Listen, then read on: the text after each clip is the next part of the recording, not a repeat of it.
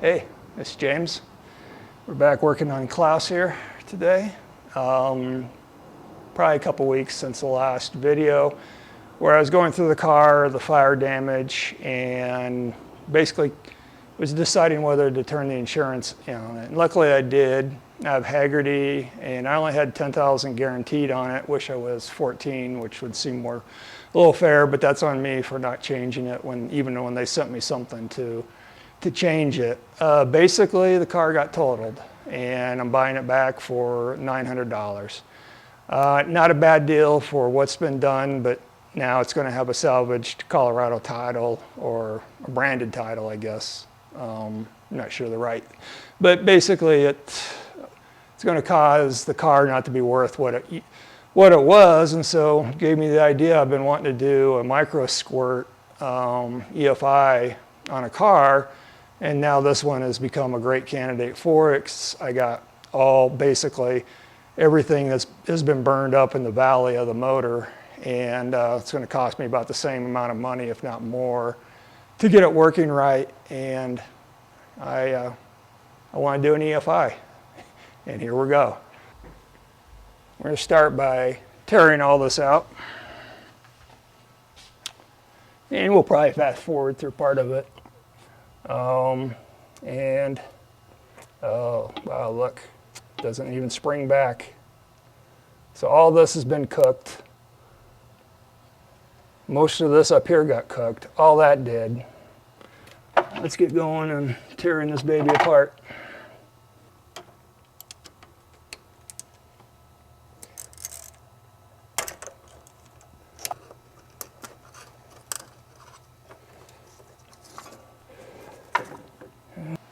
You can see here melted pieces all the way up at the distributor.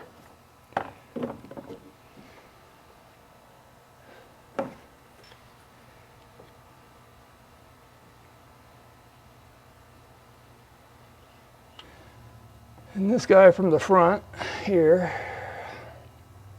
busted there. This piece goes in there. Looks like a 12 millimeter on this side and 14. On the other side of this fuel line, this is the, I think it's the warm-up regulator. These go bad a lot, I guess. And did we push to get it? Yep. All right, so the connector's a push connector to push in on it. It's a 5.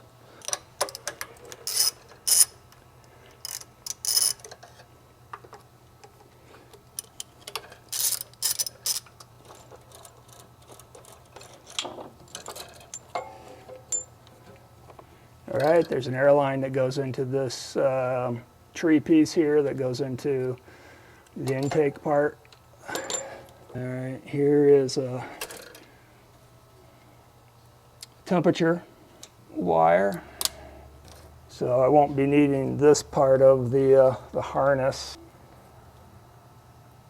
for the MicroSquirt. So right here this connector is all toasted up all the way back, even up to this piece here, which this is another fuel line that goes in. Some type of primer. I watched a bunch of Bosch videos, but I don't necessarily remember everything. Instead of this one being a push, it looks like it's a pull. Is that a pull? I guess so.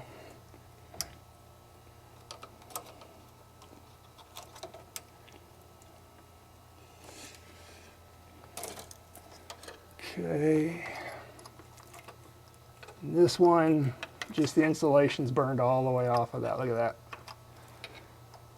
So I'm just going to go ahead and cut that because it ain't worth trying to save this to, oh, there we go.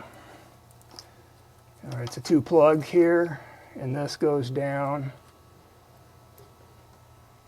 So if we come in here, you can see melted lines. So when we deal with this one here, we'll have to see, because it goes into the back of the alternator. So we're going to push this guy away for right now. Get this guy out. 12 millimeter.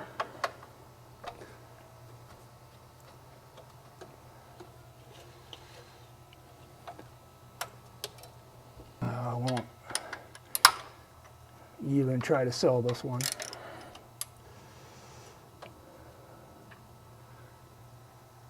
Okay, so that's another fuel injector there, actually. See it right underneath there. Advanced technology for 76, pretty sweet. So it would spray, I think, when I was watching the videos, this is also part of the cold start or the easy start. So this guy would basically spray it in there. And I think I've seen these aren't too badly priced. Oh, the blue hose connects right here, not to the distributor. So the blue hose comes out from under there and goes into the air intake crossover with this red one. This red one connects and goes down below to something, so we'll have to figure that guy out. We're going to be running LS1 coil packs, and I'm hoping to lay them up in here out of the way, so when I put, it's going to look stock. It's going to have a fuel rail here, and I've got the material for the fuel rail, and we'll go through and how we're going to make that. And I'm basically using as much GM parts as I can because that's where the most help is at. And I know you're going to be screaming that it's not all German and stuff. And the injectors I'm looking at right now are going to be Bosch or Volkswagen injectors. And you'll see it, and those will work. The coil packs, I mean, if you can make any coil pack work with it, but you can just easily get, I can do a wasted spark setup with it, and it'll be awesome for the price. It'll be hidden, no one can see it. That's the beauty of this one. My wife said I need to keep it stock, so this is secret stock, super secret stock. She doesn't understand about the car not being worth as much anymore since, you know, it's been totaled. But for me, I can resto mod stuff on here and have a little more fun with it, and she can drive her baby around. Originally bought this for a flip because I got a really good deal on it, and I like it. It was just I wanted it for a little while to experience it, but she won't let me get it away, and I already experienced it, and you know, I would have let it go to the crusher, but you know, make all your guys' car worth more, right? And you know, I wouldn't want the scrap, you know, and someone would have picked it up and scrapped it out, or bought it, and I would part this out. But we're going to have fun with this, and keep my wife happy at the same time.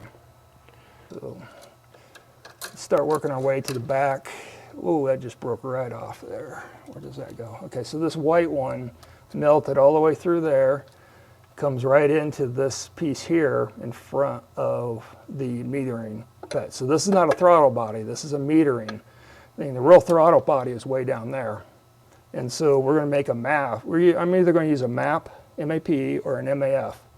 If I use an MAF, I'm going to use one off of a Ford, and we're going to do some 3D printing to make it all meet up. And when the air filter comes on, it's going to look straight stock. The only thing I'm going to do is run a hose for real cold air through the front here somewhere. And we're also going to we're going to change the fan to electric here, just in case. I'm in Colorado, Front Range. Unfortunately, I have to abide by CARB rules, which is California Air Resource Board, a bunch of bullshit. But I like clean air, and it's great for new cars, but I wish for new cars and enthusiasts they'd relax the rules, because, I mean, one stupid forest fire is more than, you know, our antique cars put into the air. But, you know, we're all going to die because of too much carbon. But this will actually, since it'll all be hidden and look stock, I should pass I'm hoping to be able to pass the visual inspection because the cat will still be under there. And then I'll really, since it's going to be EFI, it's going to run even better than what this old mechanical one did, and pass with flying colors. And I only have to do it every 5 years. I get a 5-year plate, and it should be good. But if that doesn't fly, then it's going to get registered at my sister's house in Kansas. But, you know, I'll make sure and pay the taxes out here, because that's what they like to get you on. There's always a way to get you. All right, let's go with the fuel distributor. And I'm going to take lines off. I'm just going to get all this mess out of the way to begin with. I'm going to have to find a smaller bolt for this to go back, because it's holding the throttle bracket here. I mean, there's a couple different things. This is the vacuum assisted cruise control, which I'll keep. And we're going to start taking these fuel pipes off. And they all look to be 12, or no. Yeah, these are 12.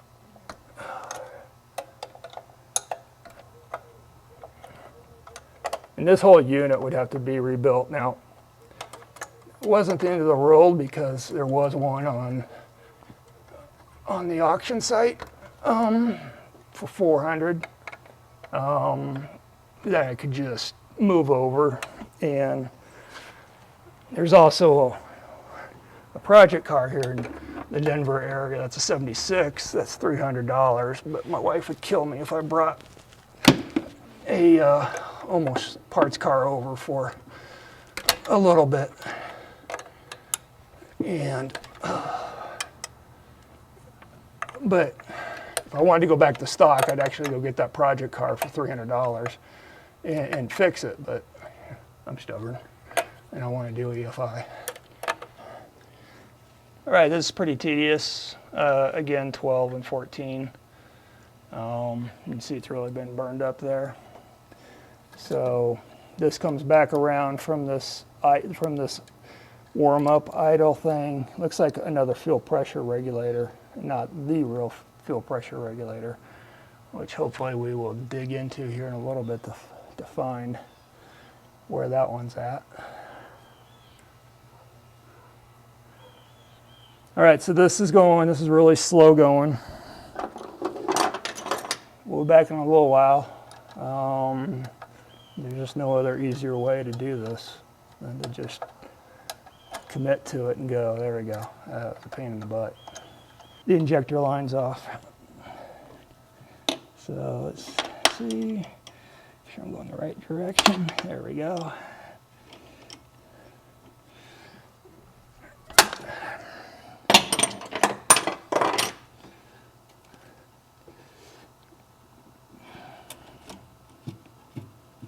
All right, so there I tell you, I think it's going to be hand tight, and then it's not. There we go. All right, so there's the top part of the injector there. And this piece, whoops, moving around too much, sorry. This bolt holds this down and comes out after you take this retainer off. It'll pop out. I'll show that to you when we come back. All right, now when we come back, all of these lines will be gone on both sides. All right, I also had to remove the intake and return hose. I'm not sure which one is which. There's a couple of other removals that you had to do on this side. Seems like it's best if you don't tighten anything down if you're putting one of these back together. Kind of wait until you get everything kind of fitted in there, and then start doing it, because you definitely need to move a couple hoses out of the way to make it work properly. A bolt, but you know, here's everything coming out. Like, right, you know, one of the things I'm gonna have to remove is this rod right here. that connects up to whatever this part is doing. I think this is the throttle body down in there. And then this is, you know, a couple levered actions making this whole crazy thing work, but I need to take it off anyway, so we'll figure out how to get this popped off in a minute or two. And there's a bolt holding down this fuel line. So fuel line's either, I don't know which is in or out yet. We're just going to reuse those or cut back further and put AN6 lines, AN6 fittings on them for the fuel rails. Here's an example of fuel rail. This is for a Chevy motor, so it's not going to work on here, but I bought it as kind of as a $43 deal with AN hardware and everything to plumb, and I have blanks of these, and we're going to do some machining work, maybe some CNC. But essentially, you know, the fuel rail is going to sit right down, right around there. So all that's got to go. That's the EGR. I don't know if we're going to keep that for pollution purposes. If I don't keep it, it'll fail on the NX, I think. So I got to make sure and get that working.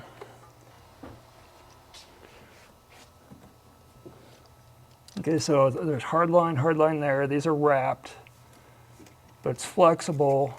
Hard line here. This has been melted off there. So we'll have to come up with a fix for that. And this has a bracket on it to hold it in place. Oh, there's my 10 millimeter. Yep, dropped another one right there. Look at that. It's always the art of stacking this stuff, so when it falls, it doesn't fall into a place that pisses you off. All right, I'm just going to put these guys out of the way. This is the brake booster that got melted. I'm going to order a new one. Have my glasses off, but I guess maybe that's a 6. 4 would be pretty small, wouldn't it? This one's already been backed off for some reason.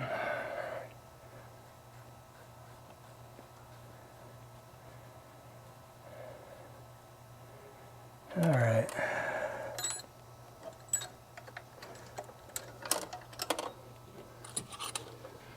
I'm going to use this guy to turn it. All right, so now what do we got? Righty-tighty. That looks like it's going to come off over there, so let's back it this way. So righty-tighty, lefty-loosey, right? Oh, we need that. That's weird.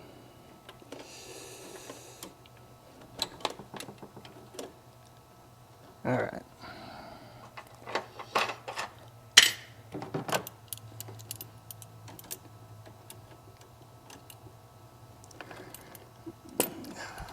Okay, it spins easy. Sweet. Okay. All right. So put it back on. You just line them up and spin it back. I want to get this out of the way. Normally I should just be able to do this, but it's all melted up in there.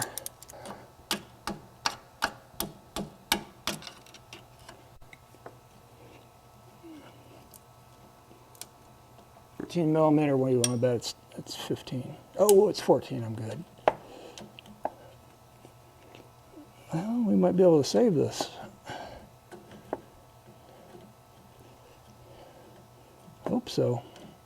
I'll have to go look on the auction site, see if anybody has one of these things, because everything's been burned and melted.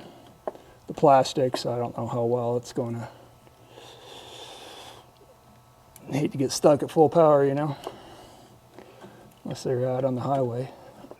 All right, now it's time to. I was going to remove these for us, but it's pretty open, and I need to take measurements to find the center line here of the holes to cut the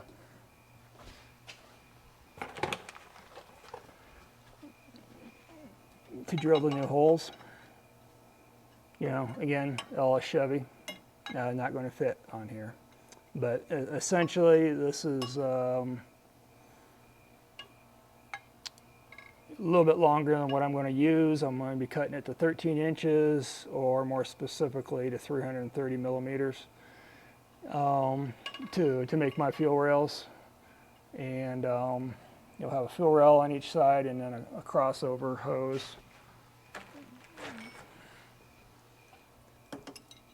Right here that will go in front. So it's going to look something like this. But what we got to do is we got to do a bunch of measurements to get this all right. So I got a caliper. I'm going to measure center lines. But we got to get this out of the way first. And I want to go ahead and get this regulator out of the way. Oh, come on now. Woo! Yeah. Come on now. There we go.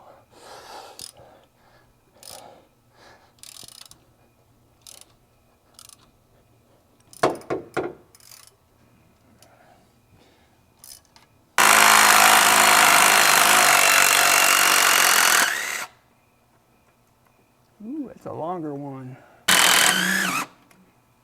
And we're going to immediately put these back in because that's holding down the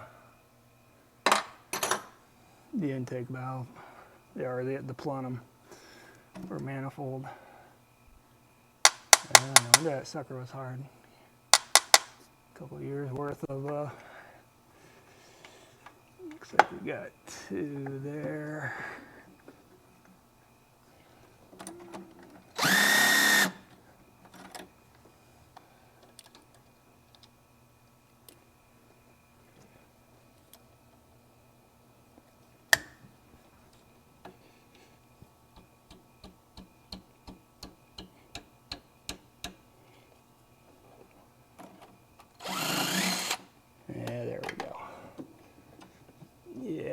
Come on. Yeah, I was afraid that was going to happen. Dang it. All right, for right now, I'm just going to move that guy out of the way. We have another indicator coming in here into the head, maybe another temperature one. Let's get rid of these right now.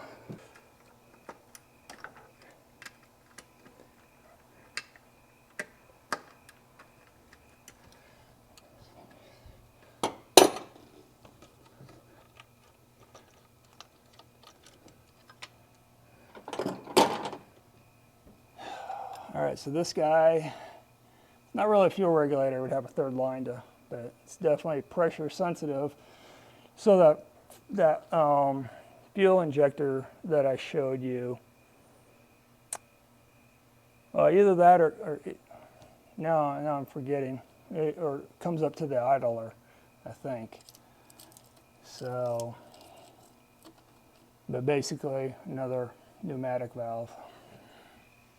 It's probably roasted inside. Here's what the stock fuel injector looks like. It's basically, it has this bung holder that goes in, makes a pressure fit and a seal. Then a next pressure fit is this bushing going over. When they're brand new, it's really hard to push on, but basically it goes up and it locks up there. And I'll show you one that's coming out. And then it pops down in and sits about right about like that. Okay, so what we're replacing it with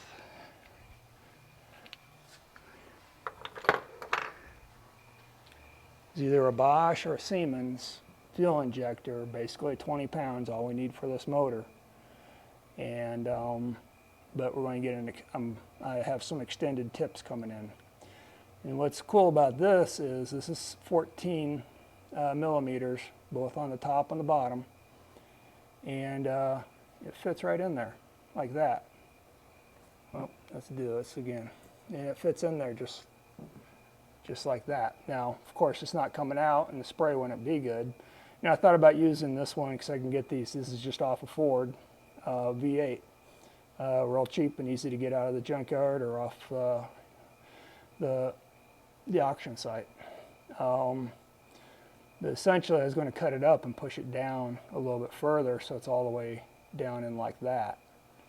But it you know, since this is this is 14 millimeters there, so I've seen people try to make all different kinds of bungs and do a bunch of different things, but this is this is 90s technology here, which is really good, and for what we're doing, and it's cheap and it works.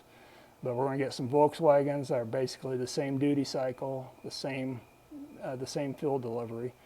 You don't want to go too big, because if you do, it will idle like crap because it can't pull it back enough during idle and stuff. And these engines are only, what, 200 horsepower, 217? And that's about what the Ford motor was, the Ford 5-liter motor. And so we're just going to be reusing these, and we're going to slide in a Volkswagen one, and they'll go down in here. And so we're just going to replace these right in there, and then the fuel rail we'll plug right down on the top of it, and we'll use these existing bolts to bolt the fuel rail in place, so when we have the pressure, nothing flies apart. Well, we lost you for a minute. It's some lost footage. Didn't miss much. Just working on getting this taken off. This guy, there's a water jacket right through here on this cross pipe, so it's both air. This is both air and water.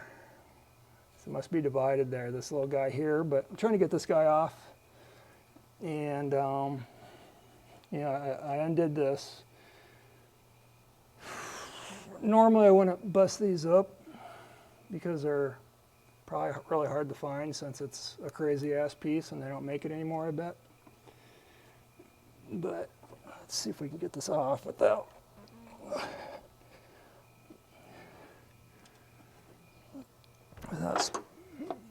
making too much of a mess. But yeah, it's already cracked anyway. Oh, too bad. And we aren't going to reuse this.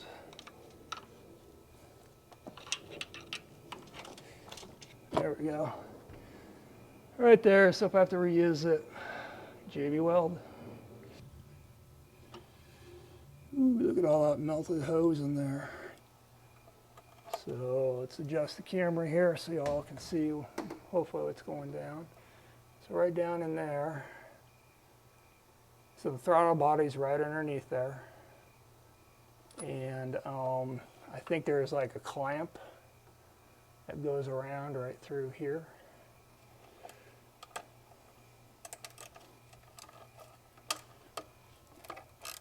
Yeah, that's exactly what it is. Okay.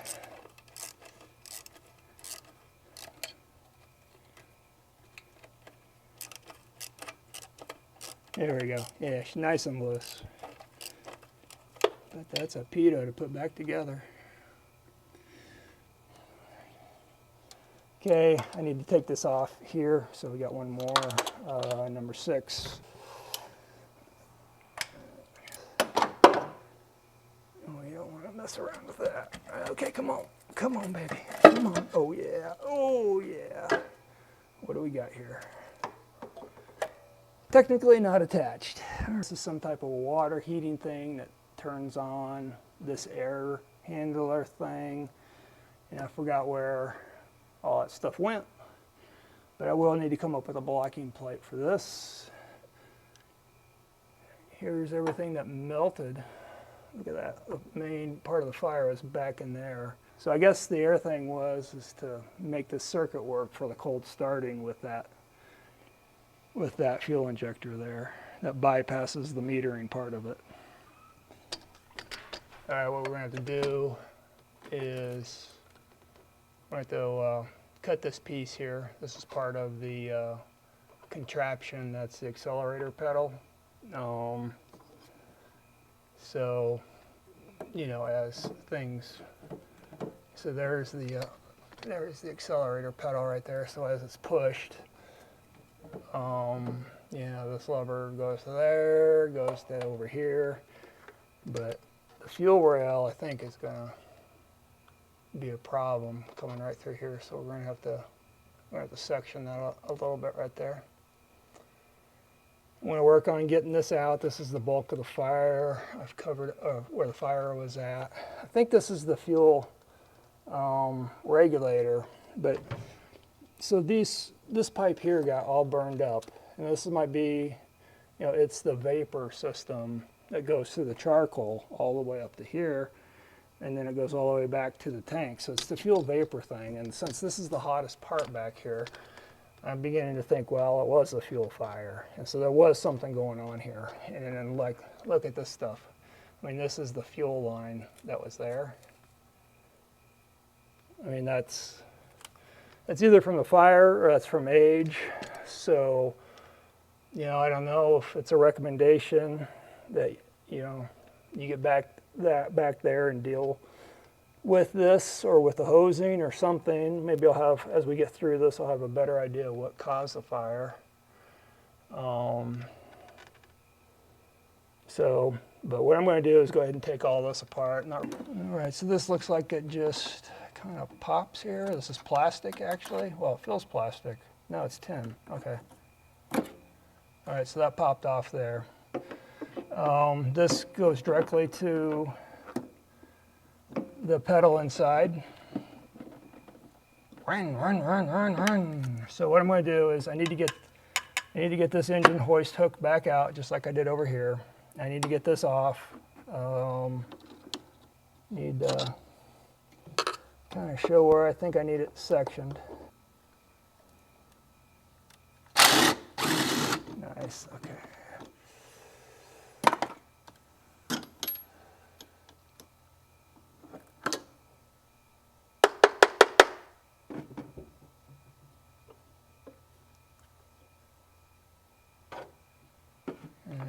I'm going to put all that in a plastic bag here.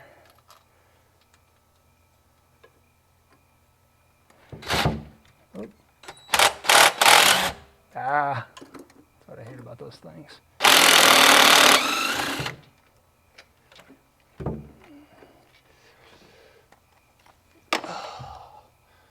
I had a Volkswagen once with these on. I swear I stripped every one of those back in the day when I was a kid with crappy tools, and I think I just did it again. Oh boy. No.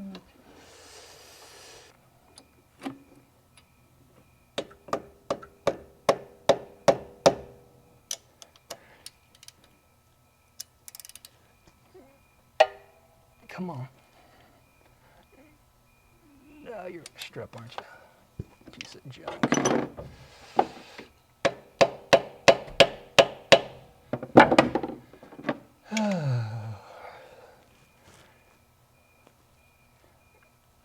Yep.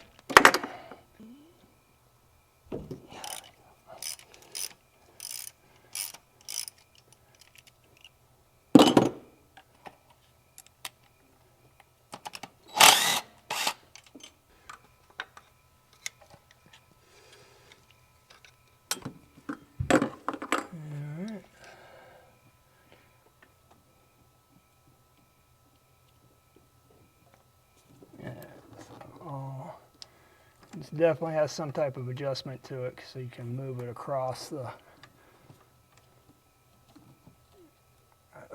range here.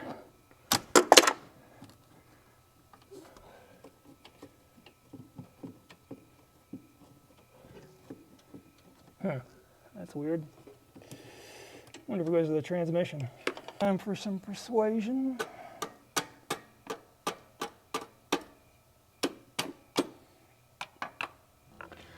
Yeah, what I'm working on is I think I got, all right, so that's more, all that was just a melted vacuum line.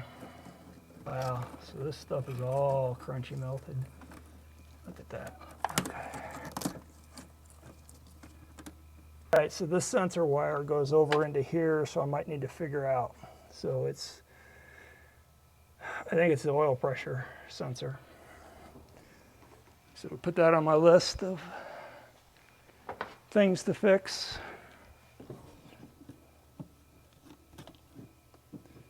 Yep, so right here, I believe it's an oil sensor, but I don't know. I do cars. That guy's got a great YouTube channel. If you don't ever seen it, go look it up.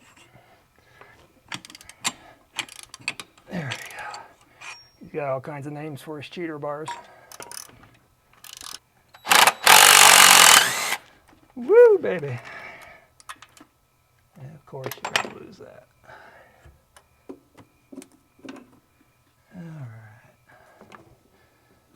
So.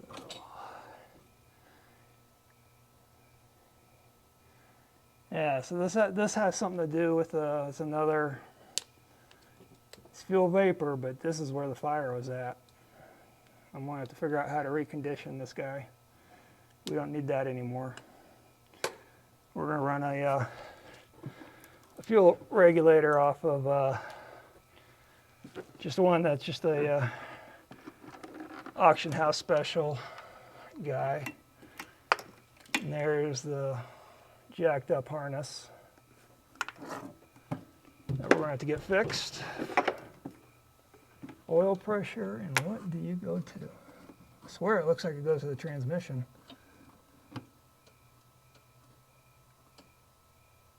So I've got the gas all the way down, it shifts down. Wah! Yep, I can pretty confidently say it was that valve. So when we pick back up, we'll get into measuring this out and getting our fuel system figured out for EFI.